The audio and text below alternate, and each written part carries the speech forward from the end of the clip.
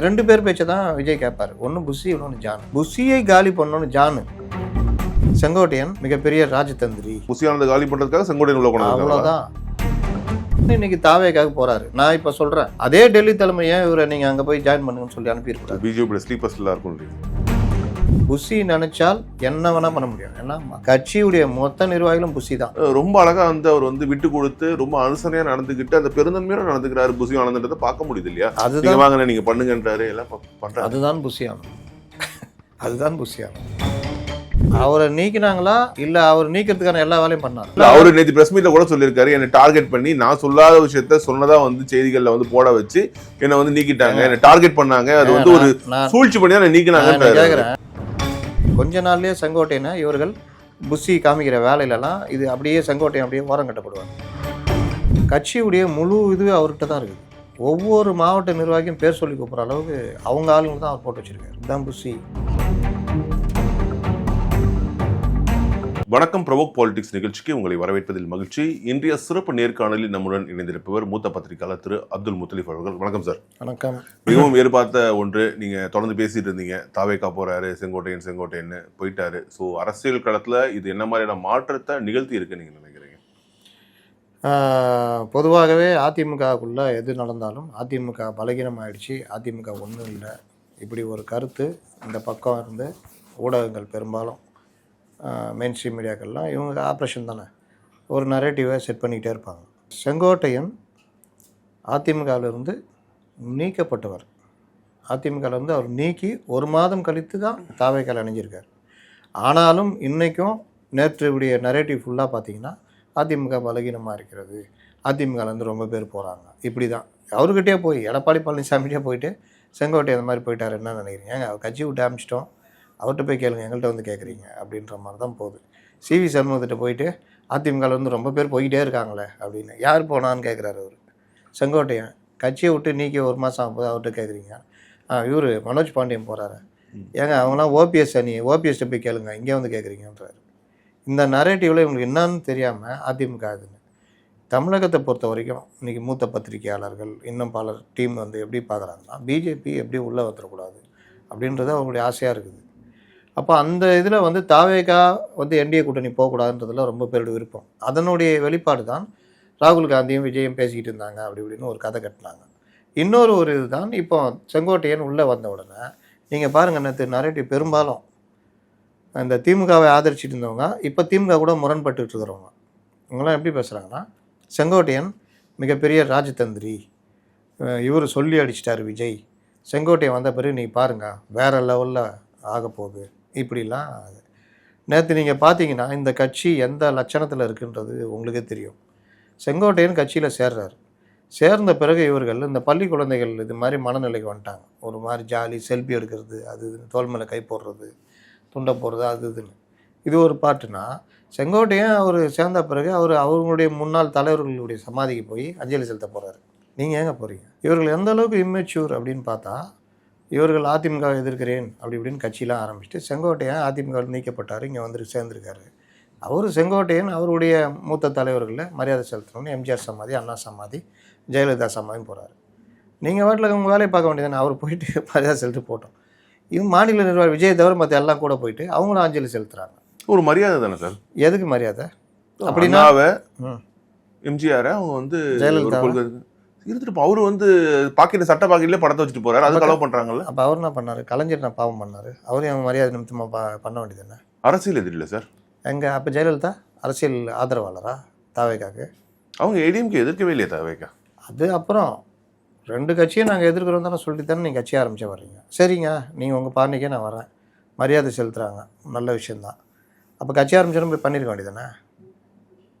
ஏன் போல இவ்வளோ நாளாக ஏன் போல? இவருடைய இது என்னென்னா, இவர்கள் திக்கு தெரியாத காட்டில் இருக்காங்க. திடீர்னு விஜயகாந்தை தூக்கி பிடிச்சிட்டு அண்ணன்றது, அண்ணனோட 1 வயசு கம்மியான ஸ்டாலினா அங்கிள்ன்றது, இன்னொரு பக்கம் திடீர்னு எம்ஜிஆரை தூக்கிட்டு சுற்றுறது, இன்னொரு பக்கம் அண்ணா எம்ஜிஆர் மாதிரி அப்படின்றது. எம்ஜிஆருக்கும் இவருக்கும் ஏணி வச்சா கூட எட்டாது.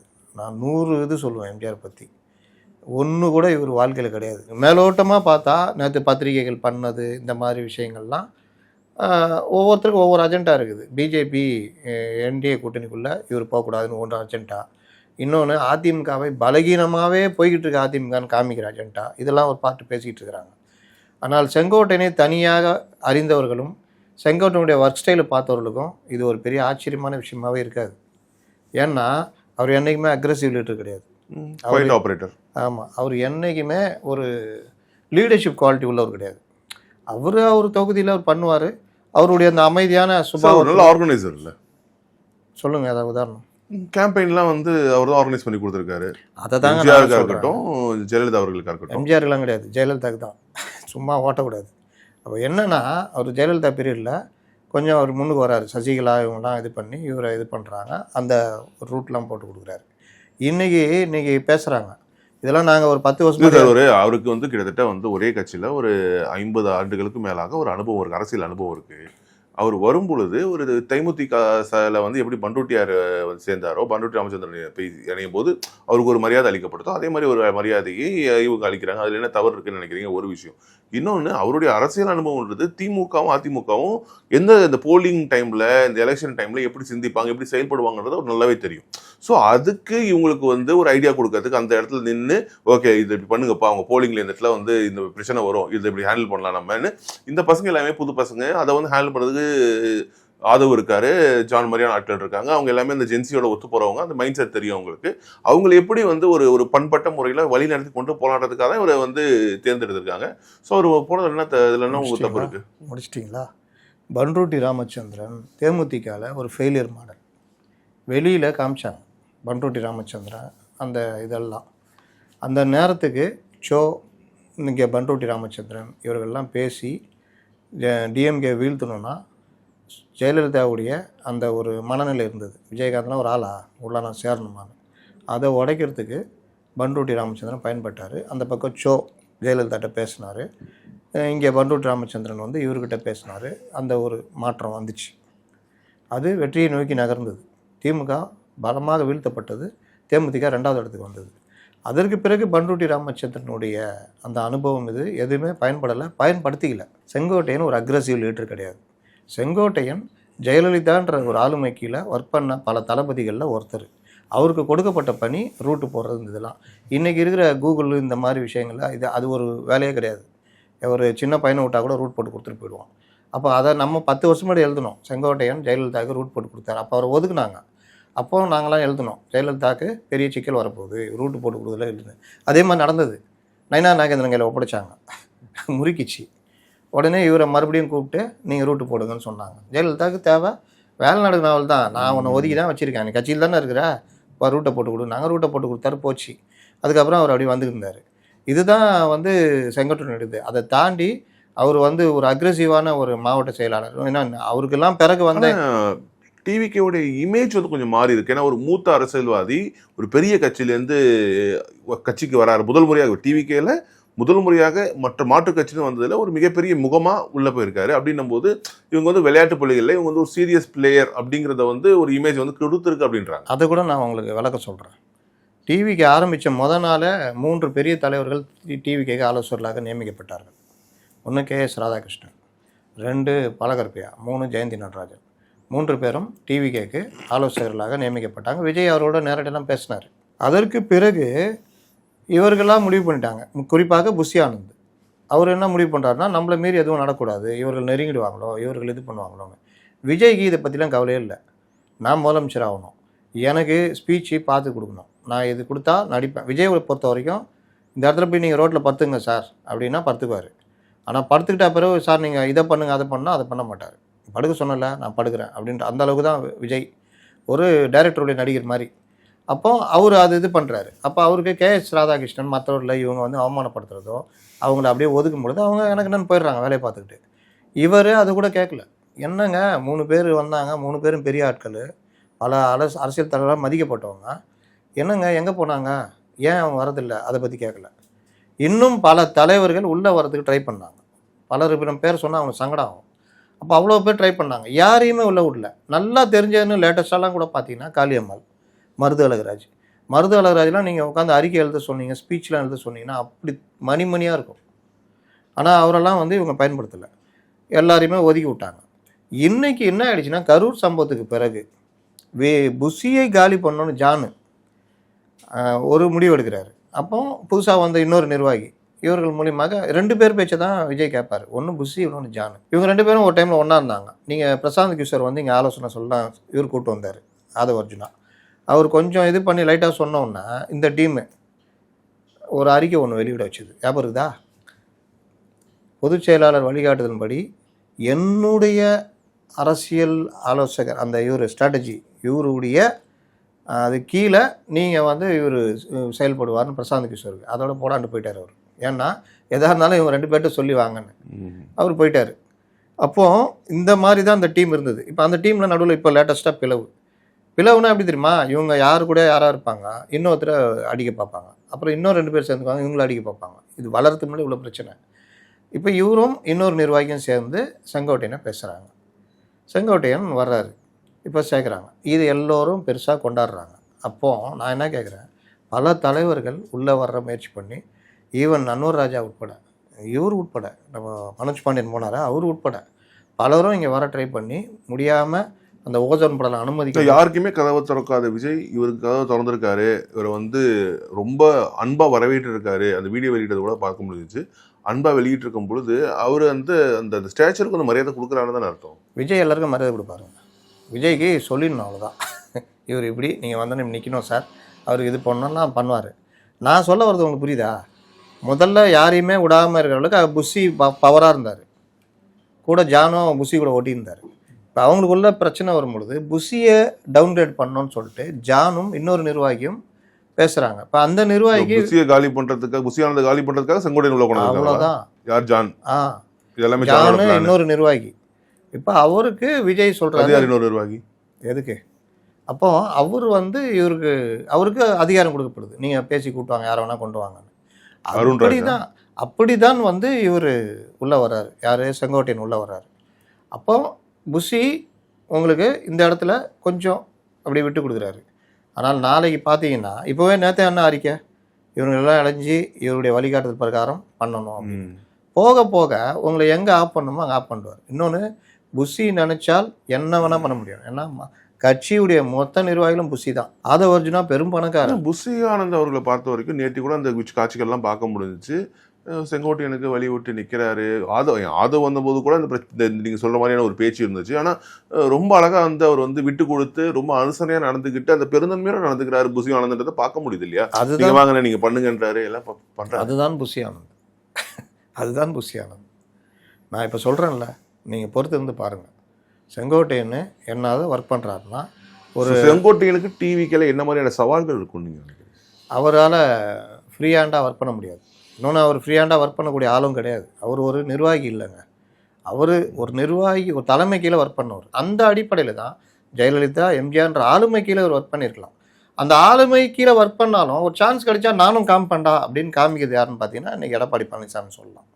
எடப்பாடி பழனிசாமி கூட எஸ்பி வேலுமணி, தங்கமணி இந்த டீம் இல்லைன்னா கஷ்டம். இன்னொன்று, இந்த டீம் ஏன் இருக்குது அப்படின்னு பார்த்தீங்கன்னா 2026 நம்ம ஜெயிப்போம். அந்த ஒரு இது வந்து அவங்களை கட்டி போட்டு வச்சுருக்குது. அதுக்கு வேறு முடிவு எதாவது வந்துச்சுன்னா அப்போ என்ன ஆகும்னு தெரியாது. ஆனால் இவர் வந்து கட்சிக்குள்ளே இருக்கும் பொழுது நீங்கள் உங்கள் கட்சிக்கு நீங்கள் பெரிய பொறுப்பில் இருக்கீங்க. ஆனால் நீங்கள் தான் உருவாக்குறீங்க. உங்களுடைய சிக்கலை உருவாக்கிட்டு வெளியில் வந்து கட்சி தலைமை மீறி ஒரு பேட்டி கொடுக்குறீங்க. பேட்டி கொடுக்கும்போது நிருபர்கள் கேட்குறாங்க, எதுக்காக வந்திருக்கீங்கன்னு. வாழைப்பழ கதை சொல்கிறாரு. எல்லோரும் ஒற்றுமையாக இருக்கணும், ஒன்றுபடுத்தணும்னு நான் வந்திருக்கேன். யாரெல்லாம் ஒற்றுமையாக இருக்கணும், ஒன்றுபடுத்தணும்னு கேட்குறாங்க. அது எடப்பாடி பழனிசாமிக்கு தெரியுன்றாரு. நீங்கள் எதுக்கு சார் வந்துருக்கீங்கன்னு கேட்குறாங்க. மறுபடியும் நான் வந்து எல்லோரும் ஒற்றுமையாக இருக்கணும், ஒன்றுபடுத்தணும்னு வந்துக்கிறேன்றாரு. அதான் சார் யாருன்னு கேட்குறாங்க. அது எடப்பாடி பழனிசாமிக்கு தெரியுன்றாரு. கரெக்டா? கொஞ்ச நாள் பொறுத்து என்ன சொல்கிறாரு, டெல்லி தலைமை என்கிட்ட சொன்னதுனால நான் அந்த பேச்சுவார்த்தை நடத்துகிறேன்றாரு. அப்போ இருக்கா? டெல்லி தலைமை என்ன அகில இந்திய அண்ணா திராவிட முன்னேற்ற கழகத்துடைய தலைமையா? அது வேற ஒரு பார்ட்டி. நீங்கள் 1000 இவங்களை ஏற்கிறாங்க அவங்கள ஏற்கிறாங்கன்னு சொன்னாலும் ரெண்டுமே 2 தனி பார்ட்டி. அவரே வந்து என்ன சொல்லிட்டு போயிட்டாரு, டிடிவியும் ஓபிஎஸும் அவங்க கட்சி பிரச்சனைட்டு போயிட்டார். ஆனால் நீங்கள் அந்த கட்சியில் தலைமை பொறுப்பில் இருந்துக்கிட்டே அவங்க சொன்னாங்க அதனால் நான் வேலை செஞ்சிடறேன்னு கொஞ்சம் கூட கூச்சநாச்சம் இல்லாமல் சொன்னார். இவர் தான் இன்றைக்கி தாவேக்காக போகிறாரு. நான் இப்போ சொல்கிறேன், அதே டெல்லி தலைமையை இவரை நீங்கள் அங்கே போய் ஜாயின் பண்ணுங்கன்னு சொல்லி அனுப்பியிருக்கூடாது. பிஜேபியோட ஸ்லீப்பர்ஸ்லாம் இருக்கும். ஏன் அனுப்பியிருக்கூடாது? அதிமுகன்ற பெரிய கட்சியில் இவரை பயணம் இதெல்லாம் யோசிக்காமலே வந்திருப்பார் விஜய். அதெல்லாம் அந்த அளவுக்குலாம் கிடையாதுங்க. விஜய்க்கு கூட்டுவாங்கன்னு சொன்னோன்னா ஜானு இவங்க எல்லாம் இது பண்ணி, இல்லாட்டி எங்க எவ்வளோ தலைவர்கள் உள்ள வந்திருப்பாங்களேங்க. பல தலைவருங்க. டெல்டாவில் திமுகவுடைய ஒரு பெரிய தலைவர், டிடிவி கூட இருக்கிறவங்க, ஓபிஎஸ் கூட இருக்கிறவங்க, இன்னும் பல. இன்னைக்கும் ஒரு ஆபத்து இருக்கு இல்லையா? அதிமுக நிறைய அதிருப்தியான தலைவர்கள் இருப்பாங்க. ஏன்னா இப்போ நான் சொல்றது மாநில அளவில் இல்லை, மாவட்ட அளவுகள்லேயே வந்து 2-3 கோஷ்டிகள் இருக்கலாம். அங்கேயுமே ஒரு அதிருப்தியான எல்லா கட்சியிலுமே இருக்கும். அந்த மாதிரி அதிமுக இருக்கவங்களை வந்து பாயிண்ட் அவுட் பண்ணி இங்கே டிவிகே கொண்டு வரதுக்கான வழியையும் அந்த வேலைகளையும் செங்கோட்டையன் பார்க்கலாம். நீங்கள் தேர்தல் நேரம் எல்லாரையும் திருப்திப்படுத்த முடியாது. இந்த சந்தர்ப்பங்களில் இது எல்லாமே நடக்கும். அது அதிமுக தான் நடக்குமானா திமுகலையும் நடக்கும். இது கலைஞருக்கும் எம்ஜிஆருக்குமே நடந்திருக்கு. பெரிய தலைவர்கள்லாம் திமுகலேருந்து விலகி அதிமுகவில் வந்து எம்ஜிஆர் கூட ஜாயின் பண்ணியிருக்காங்க. எம்ஜிஆர் 80ல் எம்ஜிஆர் ஆட்சியை கலைச்ச உடனே எம்ஜிஆருக்கு ரைட் ஹேண்டாக இருந்த நாஞ்சில் மனோகரன் பட்டுன்னு கை கழுவிட்டு திமுக போயிட்டார், நிதியமைச்சர். இங்கே எம்ஜிஆருக்கு பெரிய அதிர்ச்சி. இதெல்லாம் நடக்கும், இது எல்லா கட்சியிலுமே நடக்கும். இங்கேயும் நீங்கள் சில மாவட்டங்களில் சீட்டு கிடைக்காதவங்க, ஓரம் கட்டப்பட்டவங்க, அந்த மாவட்டத்தில் ஒருத்தன் டாமினேஷனாக இருப்பான். அவனுக்கு கீழே இருக்கிறவன் இங்கே இருந்தால் நம்ம எந்த காலத்துலேயும் தாக்க முடியாதுன்னா சரி என்னென்னு சொல்லிட்டு பேசி இங்கே போவாங்க. இது எல்லாமே ஒரு கட்சி வீழ்ந்து ஒரு கட்சி பலவீனமாகலாம் அர்த்தம் இல்லை. தேர்தல்ன்றது கூட்டணி கணக்குகள், தேர்தலில் எப்படி அணி அமைச்சிருக்கீங்க, யார் யாரை கூட சேர்ந்துருக்காங்க, அந்த நேரத்து சூழ்நிலை, இது எல்லாம் சேர்ந்து தான் தேர்தல் முடிவு. இன்றைக்கி ஐயா ராமதாஸ் பெரிய ஆள், ஆனால் கட்சி வந்து அன்புமணிகிட்ட இருக்குது. இப்போ இவங்க 2 பேருமே தனித்தனியாக நின்னாலும் தேர்தலில் வந்து அன்புமணி ஒரு 10 சீட்டு வாங்கிட்டாரு, ஐயாவால் 2 சீட்டு கூட வாங்க முடியலன்னா ஆட்டோமேட்டிக்காக எல்லாம் என்ன சொல்லிடுவாங்க, கட்சி அன்புமணி தாங்கன்றுவாங்க. இப்போ சட்ட ரீதியாகவே கட்சி அன்புமணிட்ட தான், ஆனால் தேர்தல் முடிவு வரும் பொழுது அன்புமணி தான் கட்சின்றாங்க. இதுதான் அதிமுகவும் இன்றைக்கும் நடக்கும், நாளைக்கும் நடக்கும். தாவேக்காக இவர் பேசி கொண்டாடுற அளவுக்குலாம் இவர் பெரிய அளவில் மாநிலம் முழுவதும் செங்கோட்டையன் ஒரு பெரிய ஆர்கனைசராக இருந்தவர் இல்லை. அவர் வேலையை பார்ப்பார், அந்த மாவட்டத்தில் ஒர்க் பண்ணுவார், அதெல்லாம் பண்ணுவார். இது மூலம் செங்கோட்டையன் மட்டும் இல்லாமல் ஏற்கனவே வந்து அதிமுகலேருந்து நிறைய பேர் வெளியே போயிருக்காங்க. 3 பேர். மருது அழகராஜா இருக்கட்டும், அன்வர் ராஜா அவர்கள். மருது அழகராஜா எப்போங்க போனார்? இப்போ ரீசெண்டாக சமீபத்தில். எப்போ? ஓபிஎஸ் இவங்களாம் பிரிஞ்சுப்பாங்க, ரொம்ப ரீசெண்ட்ன்றீங்க. ஓபிஎஸ் கூட ஒரு டீம் எல்லாம் இப்படி அப்படி அதான் ஓபிஎஸ்ஸே நான் சொல்ல வரேன். ஓபிஎஸ் இவங்க எல்லாருமே வந்து நீங்கள் வந்து ஒரு ஒட்டுமொத்தமாக மாநில அளவில் 234 தொகுதியில இம்பேக்ட் பண்ணலனாலும் ஒரு 30-40 தொகுதியில் இம்பேக்ட் பண்ணாலும் ஒரு 1000-2000 ஓட்டு வச்சுக்கோங்களேன். அதை வந்து பிரிச்சா கூட ஏடிஎம்கே அது வந்து டிராபேக் தானே, செட்பேக் தானே. அப்படி யாராவது வாய்ப்பை இழந்துருவாங்க இல்லையா? அப்படி யாராவது லீடர்ஷிப் குவாலிட்டியில் இருக்காங்கன்னா சொல்லுங்க. லீடர்ஷிப் குவாலிட்டியே வேணான்றேன். டிடிவியா இருக்கட்டும், ஓபிஎஸ்ஆ இருக்கட்டும், இல்ல டிடிவி தனி கட்சி ஆரம்பிச்சுட்டு போயிட்டாங்க. அதுதான் டிடிவி யாருங்க அனுப்பிச்சா? டிடிவி 2017 அம்சத்துக்காக தாங்க சொல்றேன். டிடிவி 2017 வெளியே அனுப்பிச்சிட்டாங்க. டிடிவியும் ஓபிஎஸ்ஸையும் இது வழக்கமா இபிஎஸ் அவர்கள் வந்ததுக்கு அப்புறம் நடந்துட்டு இருக்கக்கூடிய ஒரு விஷயம். தொடர்ந்து இந்த மாதிரி இப்போ வந்து ஓபிஎஸ் வெளியே போகும்போது கூட இந்த வந்து அதிமுக தொண்டர்கள் மத்தியில இப்படி ஒரு பேச்சு ஈடுபடல. ஓபிஎஸ் வெளியே நீக்கப்பட்ட போது கூட இங்க அதிமுக இருந்து பொதுக்குழுல இருந்து தீர்மானம் போட்டு அவர் கட்சியில் நீக்கிய போது கூட அதிமுக தொண்டர்கள் மத்தியில ஒரு பெரிய அளவுல ஒரு இம்பாக்ட் கிரியேட் ஆகல பேச்சில். ஏன்னா அவர் வந்து ஏற்கனவே கழக குரல் எழுப்பினவர், அவங்க சசிகலா அவர்கள் வந்து இருக்கும்போதே அவங்களுக்கு எதிராக தர்ம யுத்தம் நடத்தினவர், இதெல்லாம் இருந்ததுனால வந்து ஏடிஎம்கே எதிராக செயல்பட்டவன்ற ஒரு இமேஜ் அவர் மேல இருந்தாலும் செங்கோட்டையனை பொறுத்த வரைக்கும் 53 வருடங்கள் ஒரே கட்சியில் இருந்தவர், தலைமையை வந்து எதிர்க்காதவர், எந்த தலைமை வந்தாலும் அதை வந்து கட்டுப்பட்டு நடந்தவர், அப்படிப்பட்ட ஒரு வெளியே போயிட்டாரு, அவரை நீக்கிட்டாங்க அப்படின்னும் போது அவரை விட்டுருக்க வேண்டாமோ அப்படின்ற ஒரு. அவரை நீக்கினாங்களா இல்ல அவர் நீக்கிறதுக்கான எல்லா வேலையும் பண்ணாரா? அது சொல்லுங்க. நீக்கினாங்கன்றதான உண்மை. ஏங்க நீக்கிறதுக்கான எல்லா, அவரு நேற்று பிரஸ் மீட்ல கூட சொல்லியிருக்காரு, என்னை டார்கெட் பண்ணி நான் சொல்லாத விஷயத்த சொன்னதா வந்து செய்திகள்ல வந்து போட வச்சு என்னை வந்து நீக்கிட்டாங்க, என்னை டார்கெட் பண்ணாங்க, அது வந்து ஒரு சூழ்ச்சி பண்ணி தான் நீக்கினாங்க. நேற்று அவர் இணையிறாரு கட்சியில. நாளைக்கு அவர் கட்சியில இருந்துகிட்டே வெளியில ஒரு பேட்டி, விஜய் கட்சிக்குள்ள இன்னைக்கும் ஜானு இவங்கெல்லாம் கோஷ்டி இருக்குது, நான் வந்து எல்லோரையும் இது பண்ணணும்னு நினைக்கிறேன் அப்படி இப்படின்னு பேட்டி கொடுத்தாருன்னா இந்த தாவேக தலைமை அதை எப்படி எடுத்துக்கும்? நீங்கள் மூத்த தலைவர், நீங்கள் சொல்கிற மாதிரி 53 ஆண்டு காலம் ஜெயலலிதாவோட எல்லாருக்கூடையும், ஜெயலலிதா அவங்கள அடித்து ஓரம் உட்காரச்சப்போ கூட மௌனமாக இருந்தவர். ஆனால் இப்போது நீங்கள் அந்த கட்சிக்குள்ளே பேச வேண்டிய விஷயத்த வெளியில் வந்து ப்ரெஸ் மீட் வச்சு பேசுகிறீங்க. அது அவருக்கே தெரியும், அவரே கட்சி பொதுச்செயலாளர் இருந்தாலும் அது தப்புன்னு சொல்லுவார் அவர். அதை பண்ண பிறகு கூட அவங்க வந்து கட்சி விட்டு நீக்கல, பொறுப்புகளை பிடிக்கிட்டு விட்டுட்டாங்க. அதற்கு பிறகு கட்சியை விட்டு நீக்கினவங்களோட இவர் வந்து சேர்றாரு. அதுதான் மறுபடியும் பிரச்சனை ஆகுது. அப்போ தொடர்ச்சியாக என்னை நீக்கு, அப்படின்ற ஒரு பிரச்சனையை, அதாவது அதிமுகவில் என்ன சின்ன பிரச்சனாலும் பெருசாக காமிக்கிறதுக்கு இங்கே ஒர்க்கு நடக்கும்போது இவரும் ஒரு பிரச்சனை காரணகர்த்தாவாக இவர் அமைகிறார். இவர் சொல்கிற காரணம்லாம் பார்த்தீங்கன்னா காமெடியாக இருக்குது. பிரிந்தவர்களை ஒன்று சேர்க்கணும்னு. பிரிந்தவர்களை வெளியே அனுப்பும் போது இவரும் சேர்ந்து அனுப்பிச்சார். டிடிவி வெளியே போகும்போது இவர் அமைச்சர், இவங்க எல்லாம் சேர்ந்து அனுப்பிச்சாங்க. அப்போ 4 வருஷம் ஒரு அமைச்சராக இருந்தார். அதற்கு பிறகு மேலும் 4 வருஷம் இதே கட்சியில் ட்ராவல் பண்ணுறாரு. அப்போ டிடிவியை ஒன்று சேர்க்கறது இவருடைய நோக்கம் இல்லை. அப்படின்னா அப்போவே அவர் சொல்லியிருக்கணும், அல்லது டிடிவி கூட செந்தில் பாலாஜி இவங்க போன மாதிரி போயிருக்கணும். போல. ரெண்டாவது ஓபிஎஸ்க்கு சகல மரியாதை கொடுக்குறாங்க. செகண்ட் பொசிஷன் உங்களுக்கு கொடுக்குறாங்க, பொருளாளர் கொடுக்குறோம், இல்லை துணை பொதுச்செயலாளர் கொடுக்குறோன்னு சிவி சண்முகம், திண்டுக்கல் சீனிவாசனம் போய் பேசுகிறாங்க. 2 மணி நேரம் காக்க வைக்கிறாரு. முடியவே முடியாதுன்றாரு. நான் வந்தால் பொதுச்செயலாளர் இப்படிதான் பேசுகிறாரு. அப்போ அவருடைய பவர் கட்சிக்குள்ளே என்னன்னு தெரியாமையே அவர் ஓபிஎஸ் இந்த வேலைலாம் பண்ணுறாரு. இன்னொன்று, ஓபிஎஸ் அண்ணாமலையுடைய ஆப்ரேஷனில் டைரெக்டாக இயங்குறாரு. இது எல்லாமே கட்சிக்குள்ளே தொடர்ச்சியாக நடந்துக்கிட்டே இருக்குது. லாஸ்ட்டில் ஒரு கட்டத்துக்கு மேலே முடியாதுன்னு முடிவெடுத்து கட்சியை பார்த்துக்கலாம், யார் இதுன்னு பார்த்துக்கலான்ட்டு போகும்போது தான் அதிகமான 90% மேலே பொதுக்குழு உறுப்பினர்கள், மாவட்ட செயலர் எல்லாம் இங்கே இருக்கும்போது இவர் கட்சி விட்டு வெளியேற்றப்படுகிறார். ஓபிஎஸ் நல்லா கவனிங்க, தனக்கு ஏதாவது இது இல்லைன்னா எந்த லெவலுக்கும் போவார். பிரதமரை பார்க்குறதுக்கு உங்களை சந்திக்கவும் உங்களை வரவேற்கவும் வழி அனுப்பக்கூடிய பாக்கியத்தை கொடுங்கன்னு பேசினவர், பிரதமர் இங்கே கூட்டணி அமைதுன்னு எப்படி பேச முடியும்? அதுக்கு நீங்கள் சும்மா இருங்க, நம்ம நெருக்கத்தில் பேசிக்கலாம் தான் இவங்களுக்கு அசைன்மெண்ட் சொல்லுது. ஆனால் இவர் இந்த வம்பு இழுத்துட்டே இருக்கார். பிரதமர் அப்பாயின்மெண்ட் கொடுக்கல.